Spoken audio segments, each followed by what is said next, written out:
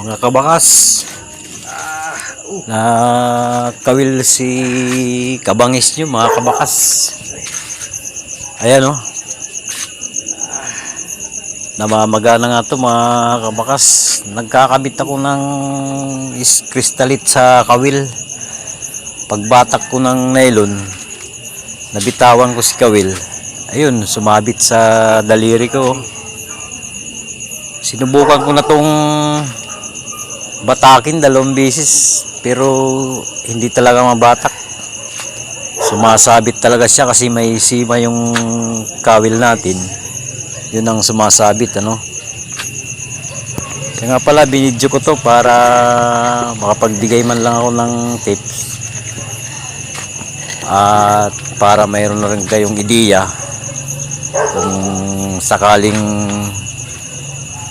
magkaroon kayo ng ganitong aksidente na hindi inaasahan mga kabakas. Mayroon na kayong ideya at kunting kaalaman para matanggal ito ano. Ang ginawa ko dito mga kabakas, iniwaan ko siya mismo dun sa may binaunan ng kawil para lumuwag yung butas niya bahagya.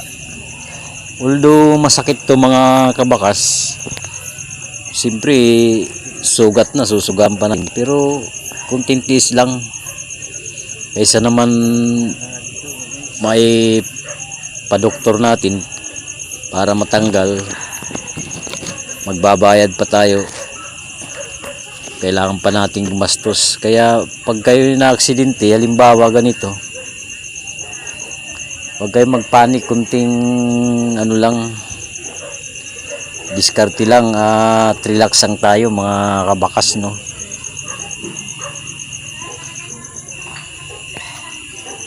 Kasi nangyari na rin to sa asawa ng pinsan ko, na kawil yung daliri din niya nung nangangawil sa dagat.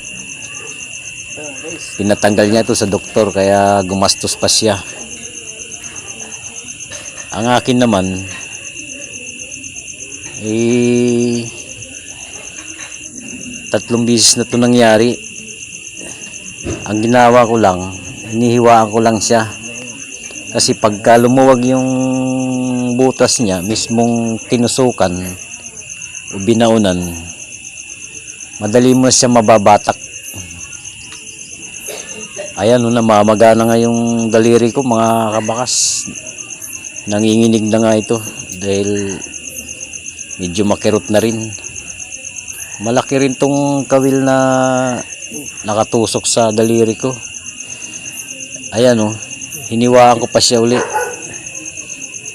Medyo bahagyang hiwa lang at paunti-unti para lumuwag. Ngayon binata ko siya ng bigla. Ayan tanggal na siya mga kabakas. Saka ngayon lumabas yung dugo niya. At pagkatapos nagprepare ako ng alcohol saka betadine, saka panglinis na rin ng sugat. Kasi hindi nasaan sa mga katulad nating mga mangingisda nangyayari talaga to, aksidente. Mayroon na kayong magiging ideya kung paano tanggalin to kaysa pupunta pa tayo sa doktor. Siyempre gastos pa yun at medyo abala pa. Ayan siya mga kabakas, medyo malaki siya. Ngayon tuloy-tuloy yung dugo niya at maigi nga to para kung may titano man yung kawil na nakatusok sa atin mga kabakas, may lalabas ng dugo. Pipigayin nyo rin siya hanggang sa tumigil na yung pagdurugo niya.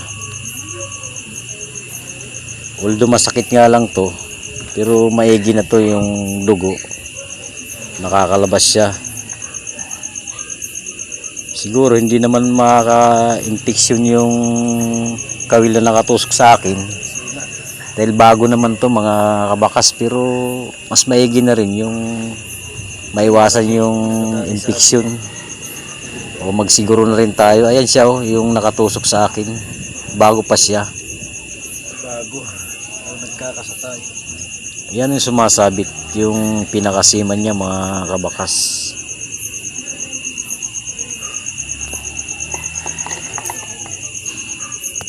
Kailangan paduduguin ito ng gusto.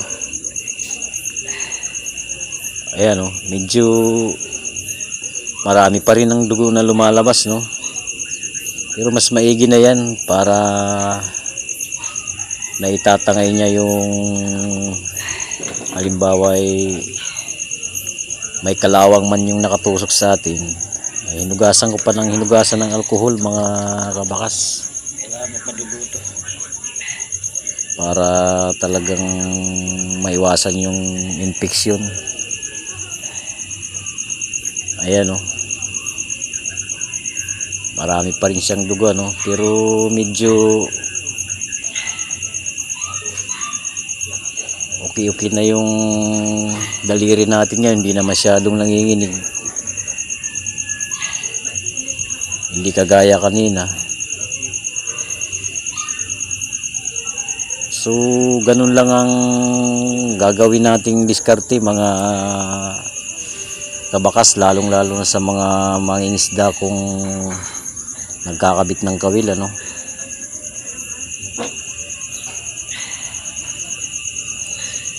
Ayan, medyo wala nang masyadong lumalabas.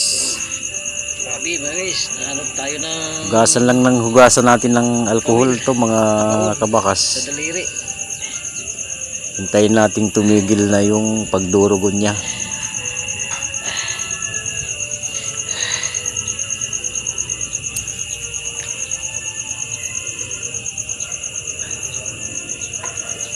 Siyempre sa mga gantong sitwasyon, aksidente to eh, hindi natin talagang maiwasan pagka-aksidente.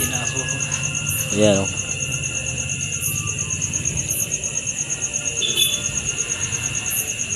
Lagyan ko ng Betadine mga kabakas.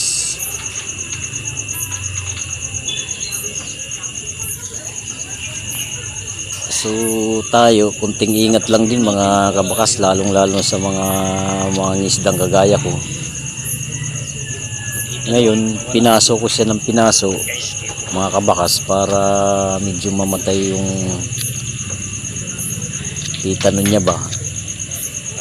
Para mas safety tayo na talagang walang infection na mangyayari, ano mga kabakas. Ayan oh, medyo wala na siya masyadong lumalabas na dugo. Bahagya na lang siya. So mga kabakas, sana ay nakapagbigay tayo ng kunting kaalaman sa mga na-aksidenteng kagaya ko na mga mangingisda. Sakit talaga. Kailangan natin ipasuko. Eh ganun lang pag tayo halimbawa ay naridisgrasya, nakakawil. Oh. Eh ganun lang din tulad ng ginawa ko ang gagawin nyo para hindi na tayo gagastos pa, no? Eh disgrasya to, kaya kailangan maging maingat din tayo mga kabakas. So sana maraming nakapanood sa ating video, no? Paki-share na rin ninyo at paki-like na rin mga kabakas sa ating video, no mga kabakas. So sana may naitulong tayo na kunting kaalaman, no? Magandang buhay. God bless sa inyo mga kabakas. Lagyan natin na